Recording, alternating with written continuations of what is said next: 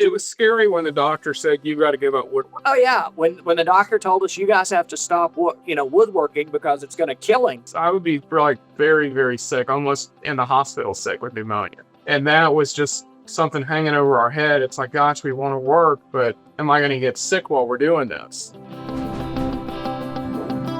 I'm Joe Adams, and this is my partner, Erich. Together, we're Timberfire Studio in Houston, Texas, and we're custom furniture makers. We do original, one-of-a-kind designs and build custom furniture both on commission and speculatory. Erich likes to say that when people ask where the designs came from, I tell him that Mama dropped him on his head when he was a baby. So that's where our designs come from. So something's been raveled loose, but I come up with these original designs. So for me, the best thing about this, you can't measure yourself where we are and with what we do, because there are certainly other woodworkers that I could look at, and I look at it and I'm like, wow, if I measured myself by that, I wouldn't even bother going out to shop. What we've learned over the years is to challenge ourselves with each project, to try and push our skill set. And so to me, that's interesting. That's what keeps us coming out here. It also is wonderful to take an original idea that you're not even sure, how is this going to come together? How is this going to happen? And then start problem solving and saying, well, I can use this technique and this tool and such. There's 3 different ways to do everything in woodworking. That's what I also tell people. There's no one single way to do it. And so to me, the problem solving is the most interesting part of it, and then seeing our ideas come to life. And so whatever we need to do to see it and then start refining the shapes and really perfecting them, you only get one chance to get it built, and you want to do it as close to perfect as possible. The situation that we had after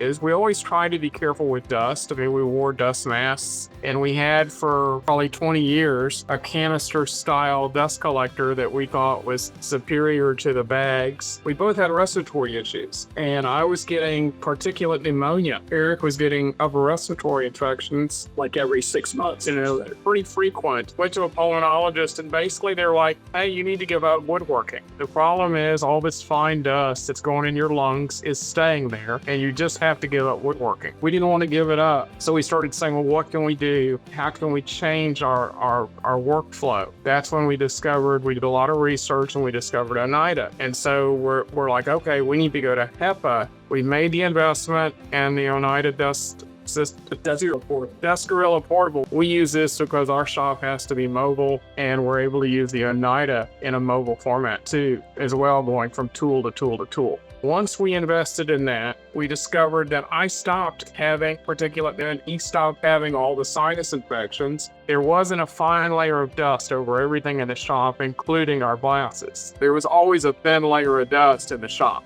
and that hasn't happened. This thing has been trouble-free for 10 years daily use. Now at the end of a long working day, everything is clean, and it's just amazing the job that this tool does. I recommend it to everybody. That our other furniture makers that we know, we're always telling them, hey, you need to invest in Oneida and a HEPA system. It's for your health and for the good of your shop. It's just been wonderful. The super fine dust, it's amazing what it's collecting that before we had all over the shop and we were breathing. Right now we're not. We were starting over. The first thing we would buy would be the dust collector. That's where the first amount of money would go. Instead of, I think for a lot of people, they want to buy all their stationary tools, and the dust collector is the last consideration. And then they're just buying, well, I don't have very much left over, so I'm gonna buy this. And what I'm always saying is, look, you've got to invest in your health. If you're not healthy, as you're doing this for decades like we've done, and unfortunately probably some of the damage is done to our lungs,